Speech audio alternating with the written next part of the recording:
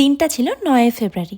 আর ৯ ফেব্রুয়ারি আমার বাড়িতেই ছিল একটা মেকওভারের কাজ। আর তার আগে দেখো শুরুতেই আমার হাতে ফুটে গেল সেফটি পিন। আজকে আমার বাড়িতে রিয়েল ব্রাইড সুনন্দা মেকওভার নিতে এসেছিল তার এঙ্গেজমেন্ট লুকের জন্য। দিদি তোমার নাম? আমার নাম সুনন্দা। সুনন্দা। আমি কৃষ্ণনগরেই থাকি। আচ্ছা, তোমার আজকে এঙ্গেজমেন্ট তো ফার্স্টে তো খুব সুন্দর একটা মেকলা পরেছো। Thank you. তো আজকের লুকটা নিয়ে কি রকম চাইছো, কিরকম কি এক্সপেকটেশন? আমি মোটামুটি একটা ডিসেন্ট সোবার অ্যান্ড ক্লাসিক হবে একটু আচ্ছা, লুকটা, আচ্ছা। এরকম চাইছি। Open hair style, open hair style, nude, hair style, নিউডের মধ্যে হালকা নিউড লিপস্টিক, একটু ডার্ক নিউড লিপস্টিক। হ্যাঁ, ঠিক আছে, চলো। ঠিক আছে।